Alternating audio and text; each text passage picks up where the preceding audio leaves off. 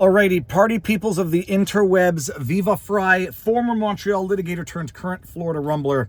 In my temporary home office, this is a Tesla Cybertruck that 1775 Coffee has been letting me drive all week because in addition to their coffee being wildly delicious and a sponsor of the channel, there's a raffle now. So for every dollar you spend at 1775coffee.com, you get an entry into the raffle to win this particular Cybertruck plus $30,000 cash. So I'm making the most of this, and I'm going to do another vlog in this beautiful, air-conditioned, quiet, perfectly acoustic home office and get back to drinking my 1775 coffee tomorrow morning. All right, news of the day. Another massive W for a president who, 1 month into it, has thus far been the most transformational, amazing president in the history of these United States of America. Donald John Trump, again fulfilling another campaign promise. Some people don't know this. The mother of Mark Fogle, a man who has been held in a Russian prison since 2021, August 2021, ran into Trump on a campaign trail, and his mother is 95 years old and said to Donald Trump, if you win the presidency, will you get my son out of that Russian hellhole? And Donald John Trump says, I will. He became president, and he did. The news of the day is that Donald John Trump secured the release of one Mark Fogle. Mark Fogle is a teacher. He was arrested in August 2021 with something like 0.5 gram of medicinal hashish or marijuana in one of those vape thingy things. It was medicinal marijuana in Russia, 0.5 gram, something along those lines. I might be wrong on the numbers, but if I am, it's only by an insignificant amount, not in principle. Arrested, it was medicinal. He got sentenced to 13 years in jail for having that minimal amount of medicinal marijuana on his person as he was traveling to or through Russia. Now, some people out there are going to say, Fafo, you go to, backward totalitarian countries. Don't get surprised when their backward totalitarian laws lock you away for the rest of your life. In this case, the guy's, middle-aged teacher, 13 years is a death sentence, especially in a Russian prison. Why are people so shocked about this? First of all, look, it's not because you break a law in a country that your life gets to be thrown away and that your home country doesn't do everything in its power to get you back. Because this was under the Biden regime, and we're going to get to the timeline in this because it's not irrelevant. This was in the Biden regime, where in another case involving a black lesbian basketball player, one Brittany Griner, and I feel dirty even getting into the identity politics of who Brittany Griner is, but they played a role in why Joe Biden bent over backwards to do everything he could to get her out of jail on very similar, if not identical, charges, and he left the white middle-aged male teacher to rot in a Russian prison. For those of you who don't remember or who weren't paying attention, Brittany Griner, a basketball player, and I'm saying basketball player not to be demeaning, but in the game of Magic the Gathering or Pokemon or baseball card trading, you don't trade a Babe Ruth. I can't think of another baseball player. You don't trade a Babe Ruth rookie for a Don Mattingly Donruss. You don't do it because they're not fair cards. They're not equal cards in the game of trading cards. So when you're demented Joe Biden saying, I got a Brittany Griner trading card, who can we trade you for it to get the prisoner out? And Putin comes back and says, you got a Victor Boot? You got the Merchant of Death? You got that trading card? And Joe Biden's like, oh yeah, I'll trade you the Victor Boot, Merchant of Death, arms trader, international arms trader for your Brittany Griner. And Putin's sitting there saying, oh my goodness, I'm trading with an idiot. And he is trading with an idiot. He was trading with an idiot. Joe Biden, in order to secure the release of Brittany Griner, traded Victor Boot. The movie Lord of War was based on Victor Boot, known as the Merchant of Death, perhaps the most prolific arms dealer in the history of the world. Demented Joe Biden traded a basketball player for the Merchant of Death. Why did he do it? Well, in Joe Biden's demented, idiotic identity politics mind, he's sitting there saying, Brittany Griner, she's just one person. Victor Boot, he's just one person. But Brittany has got 3 other things for her. She's black, she's lesbian, she's a woman. She'll get me all the social media virtue signaling credit points that I get from a corrupt USAID funded media in America. So it's an equal trade. By the way, timeline. I said it was relevant. Let's get back to that. Mark Fogle was arrested in August 2021. Brittany Griner was arrested in, let's just say, February 17, give or take, 2022. When did Russia invade Ukraine? Oh, it was a week after Brittany Griner was arrested, give or take, is the timeline to the best of my recollection. It might almost sound like Putin, who plays better international politics than Joe Biden by a long shot, is saying, maybe I'll just get me a couple of these baseball cards, trading cards, in my back pocket so that if and when I need, the merchant of death, Victor Bout, arms dealer, maybe when I need him or want him, to procure arms for the war that we are getting involved in Ukraine, maybe I'm going to want something to trade for Victor Bout.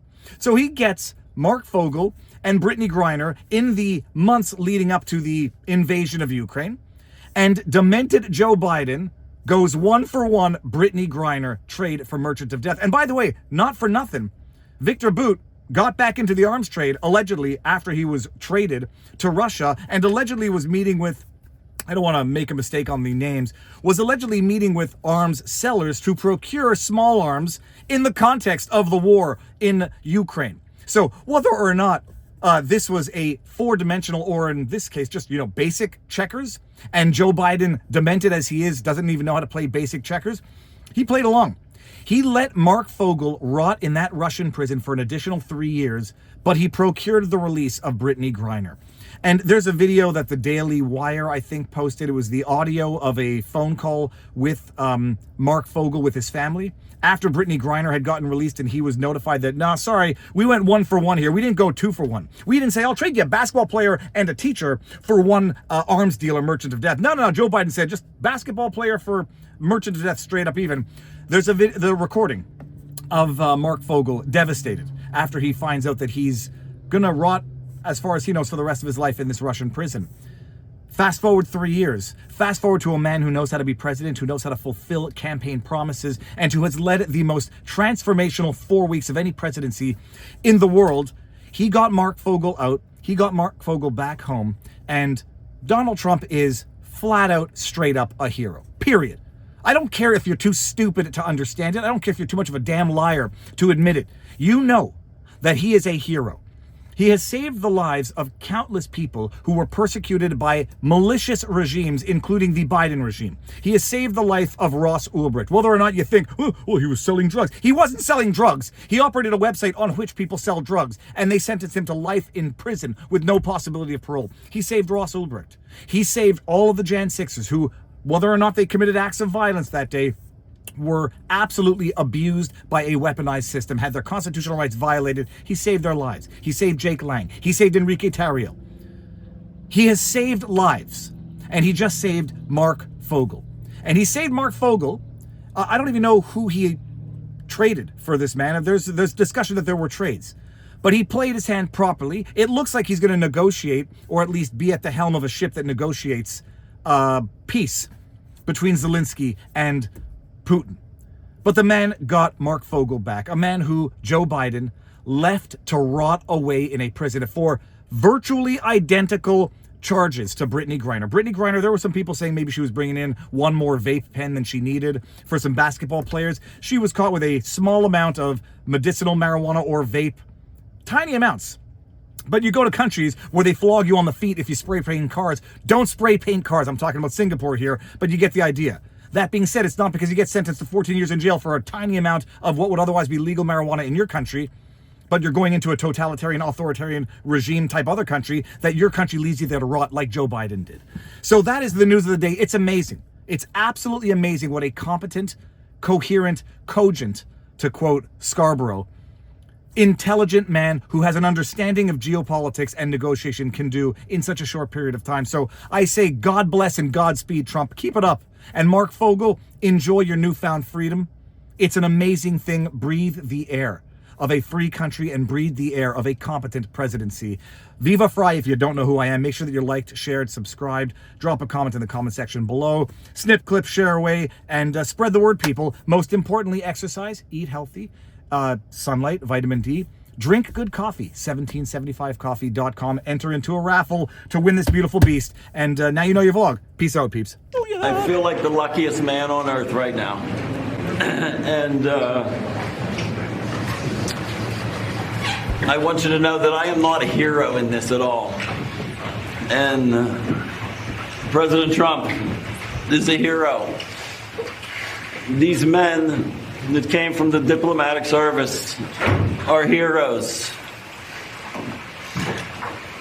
The senators and representatives that passed legislation in my honor to get me home are the heroes. I am in awe of what they all did. My family has been a force. I think my 95-year-old mother is probably the most dynamic 95-year-old on earth right now. And I am so indebted to so many people. I think I remember a Churchill quote that he said when the RAF was fighting the Luftwaffe. He said that never have so many owed so much to so few. And I put myself, fortunately and unfortunately, into that category. And I said, never has one owed so much to so many. That this superorganism of people that came to my support and the love that I was given sustained me for 3.5 years.